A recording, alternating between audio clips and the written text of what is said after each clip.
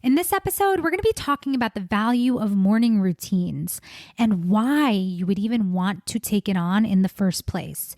If I'm being honest, there is really only one simple thing that has to happen at the beginning of your day. And yeah, doing it regularly will make a difference. You ready? Let's do it. Hello, you are listening to the Love Your Life as a Performer podcast. I'm Kelly Youngman, and I am the life coach for performers. I help actors, singers, and dancers love themselves and their lives way more. So keep listening to learn how you can love your life both on and off the stage. Hello, and welcome back to episode 46 of the Love Your Life as a Performer podcast. Whew, I feel like I've lived 100 lives since our last episode in a very beautiful and great, expansive way. Some of the things that have been facilitating that for me are really just leaning in to what is present and also inviting in a spiritual guide of certainty and love and just like really allowing myself to be held by the universe. I also recently got a new deck of cards, the Rumi Oracle deck. And honestly, it's been creating a lot of space and connection with my divine feminine and also with just, again, this beautiful truth of always knowing that our expansion is happening in perfect timing. So, if you needed that reminder, remember that you have all of this wisdom and knowledge and magic of the universe and connection to the universe to draw upon. And this spiritual side of us, again, it doesn't necessarily have to be a religious connection. If religion is your thing, beautiful. But really, to me, the idea of spirituality comes back to our oneness with self and others and finding that connection and living in that truth has just felt really, really delicious for me. So I wanted to share that in case that maybe inspires you to tap back into that spiritual side and that spiritual practice if you have one, and make space for your spirit, for your heart, for you to connect in whatever way feels most authentic for you. Okay. And so with that being said, that leads me into today's episode.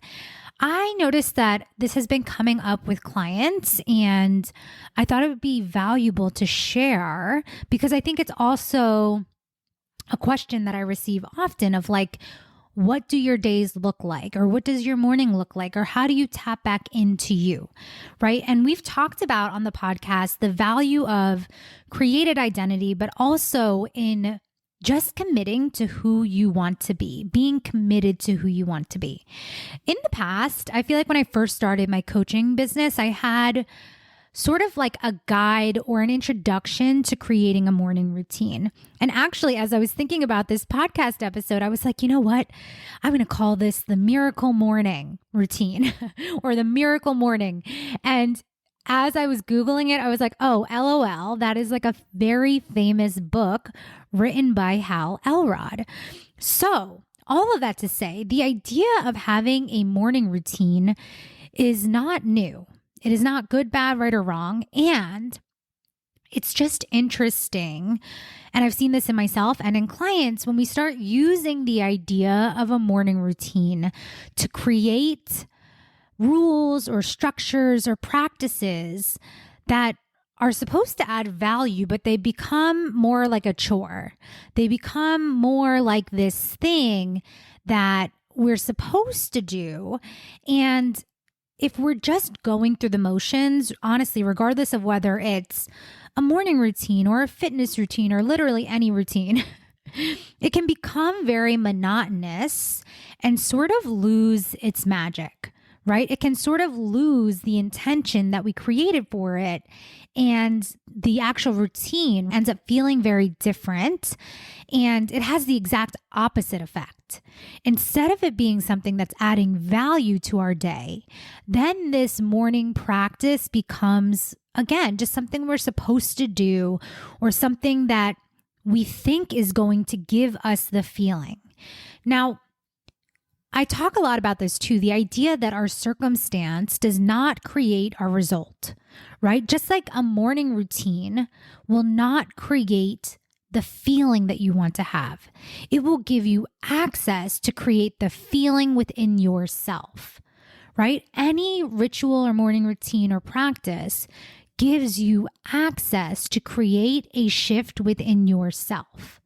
But the actual thing itself is not the magic. You are the magic. How you engage with the routine, the intention that you give it, the opportunity that you give yourself to change your energy, and then actually doing that, actually changing your energy, that is always the magic. And it can come from meditating or journaling. It can come from many different ways. Listening to a specific song, giving yourself a, again, specific task to infuse celebration, right? But at the end of it, or at the root of it, it really is giving ourselves the opportunity to change our energy. So when it comes to having a morning routine, just know that it can change. And honestly, this coaching could be different for different people. I remember for me, at a specific time in my life, it was useful to have structure. It was useful and valuable for me to commit to doing something daily. Like, I've literally done like every possible morning, maybe not every possible, but a lot of different tactics. So like, I remember for a while I was doing morning pages. So I'd wake up and journal a specific, I think it was 3 pages in my journal. I would just like stream of consciousness write before I did anything, before I even got out of bed, right? I've gone through periods where it's, a non-negotiable to meditate for 20 minutes. I've tried, making my matcha or moving my body or stretching or doing yoga. I've literally like implemented lots of different things along the way. And at the end of the day, all of them work. There is no one perfect recipe to create the feeling that you want to have. And I will say that maybe, you get to experiment and play with what works best for you. And there are still going to be days where maybe doing that specific sequence of events doesn't create the change. If you are waiting for the routine itself to create the change, you will keep waiting. Because again, it's you and showing up and using your thoughts and using your intention to shift your energy. So again, going back to what I was saying, sometimes it might serve you to step into saying, I'm going to try this for the next 7 days and I'm going to commit no matter what. It might be useful to say, for the next 30 days, I'm just going to like do this routine and see how it feels. Again, there isn't one good, bad, right, or wrong. The only reason that I mention this as a caveat is that sometimes I see clients, and again, myself included, use the idea of, completing the challenge or setting a specific amount of days. Sometimes we use that commitment against us because the truth is we might miss a day. We might, plan to do this, and this, and then we don't get it all done. And honestly, that is totally neutral. And you want to be really honest and transparent with yourself of how you are using that experience and whether you're using it for you or against you. Are you using the commitment of doing something daily against you to measure if you are doing enough, if you are, if you're using it as some kind of measurement of like, am I being a good human? Like, oh, I didn't meditate today, so I'm not showing up as my highest self. Like if you're using these things against you, It's just my opinion that it's never going to create something good, right? It's almost like adding that second layer of judgment of like, well, I missed a day. I can never commit to something, and I'm always failing at the goals that I set. Or if you're using it somehow against you, it's also going to like discourage you from keeping going. So you just want to be mindful of that. Again, even if that does come up, it's not really good, bad, right, or wrong.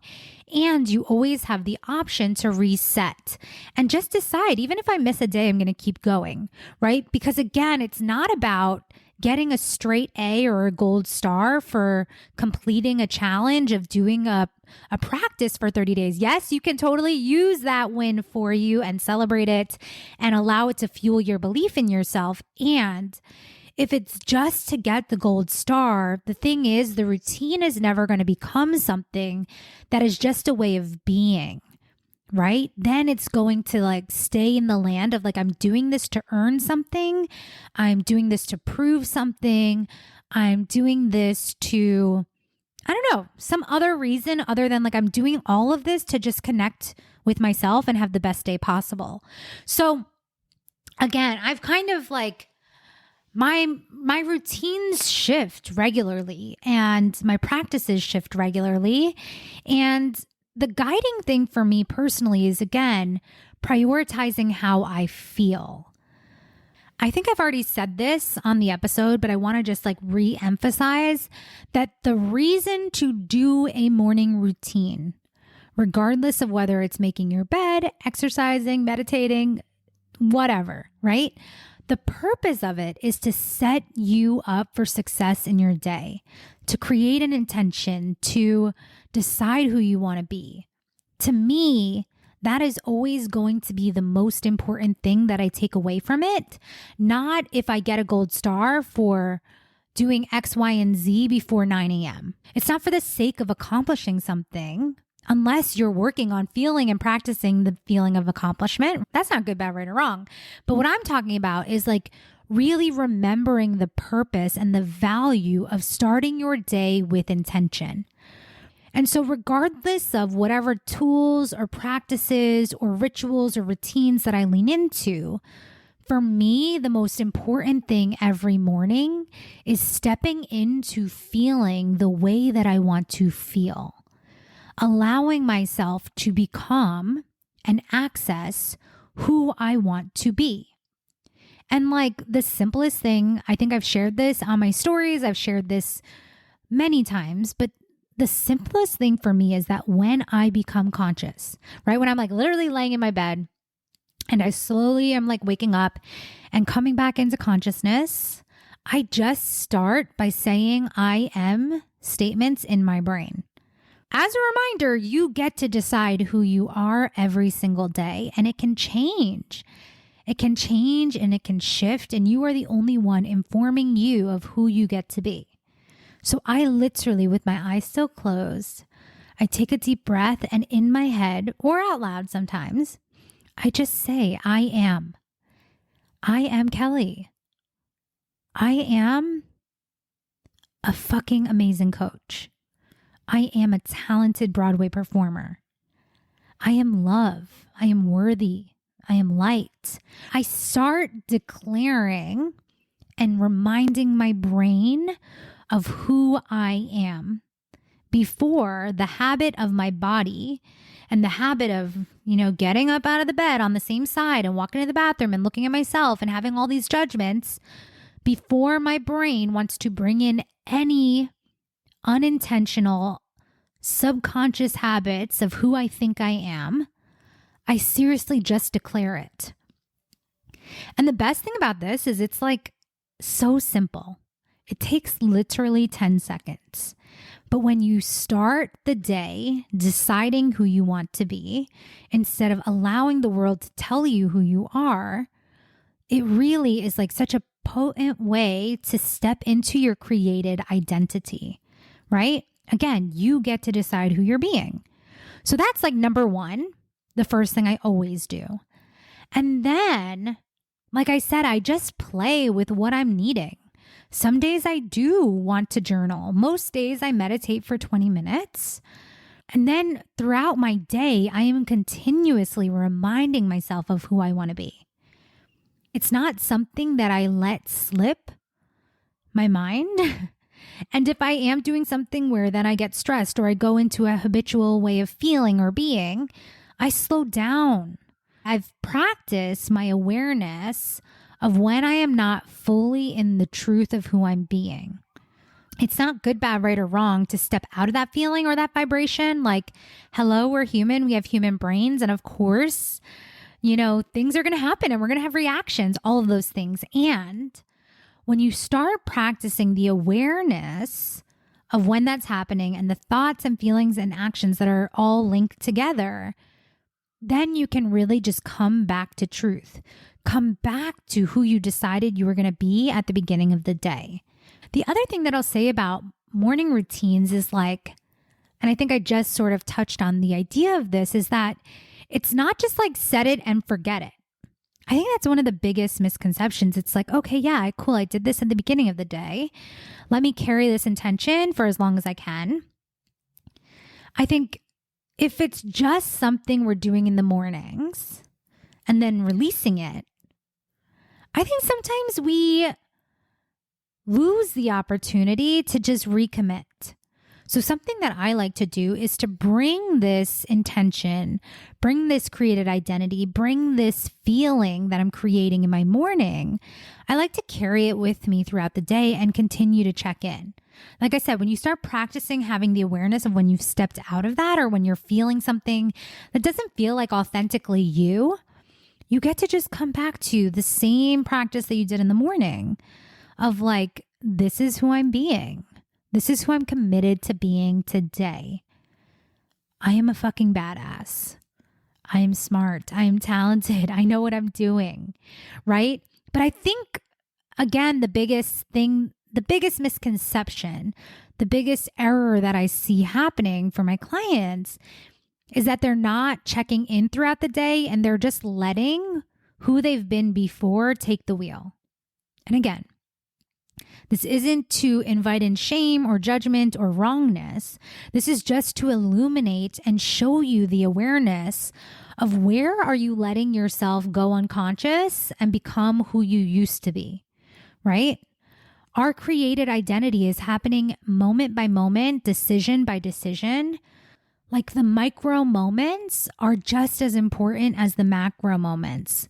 And especially when you're wanting your day to feel a specific way, when you're taking the effort of creating a ritual or a routine or, all of it again for the purpose of becoming who you want to be and living the life you want to live, we have to continuously be doing that work. It's not enough to just do it in the morning and disengage from it, right? The intention, the created identity is happening moment by moment by moment. Now, the other thing that I'll say is that sometimes clients will use that idea against themselves and allow it to feel like a lot of pressure, like holding the ball up, can't let it drop. And that's not what I'm saying. I just want you to have access to knowing that the feeling that you start your day with, again, is for the feeling that you want to have, for the feeling that you want your life to possess, for the energy that you want to move through the world with. That doesn't only have to happen at one specific point in your day. That can happen over and over and over. And when you're doing it over and over and over and recommitting over and over and over, it just becomes more well rehearsed, literally for you, but also in the neural pathways of your brain. That's when you start overriding the programming of who you've been before and you start shifting the energy gradually, right? And so, in conclusion, the most important thing you can do for yourself is to decide who you want to be. And yes, doing that first thing in the morning, when your brain is in a very relaxed, neutral state, when you first come into your consciousness and awareness, that's such a delicious place to step into it because your brain is relaxed. There are literal brainwave states that make you more susceptible to receiving and believing and allowing it to really sink into the depths of who you are. Because who we are is literally always just our most practiced beliefs and thoughts about ourselves. And so when you are using your morning routine to solidify your created identity, to choose intentionally with purpose, it will only ever benefit you to continuously do that throughout the day and to really put the energy on the energy instead of getting certain specific tasks done to feel productive. The morning routine is only valuable because of how it allows you to feel. The energy shift is what creates the possibility for change in your life. And when you are really, really, really, really clear with the purpose and the intention of the things that you're doing, you can just prioritize the feeling good. And you can remember that the energy shift is in your control, right? And if one specific practice or routine or, whatever, any habit that you're cultivating, if that is getting stale, you want to be willing to play with and explore what would make this feel better. How could this get any better, right? Because then it won't become this hour that you give to yourself that ends up feeling like a waste of time. It's really then oh, I just changed the energy of who I was being. And that's going to have ripple effects on my entire day and how I get to show up. Okay. I can't wait for you to explore what are the rules you're giving yourself in your current morning routine. Are you really allowing it to shift your energy? And if not, what would need to change? What would be different if you stepped into really, truly using the morning, this opportunity, this fresh start to become and decide who you want to be, not only in your brain or in your logic or in your theory, but in the embodiment, in the energetic shift that happens inside of you. When you are doing that more of the time, that's when you start becoming who you want to be. It's not outside of you. You are the change. Okay. That's what I got for you this week. I will meet you back here for another episode. Hey, I want to invite you to get started because if this is blowing your mind, imagine the impact of when we actually work together. There are 2 ways to work with me, privately one-on-one or inside of the Paradigm with high quality community. Either way, you're going to go to kellyyoungmanwellness.com/launch to book your free launch call. We're going to spend 60 minutes together with you and your unique dream and vision to co-create a plan to get you there. Let's freaking go.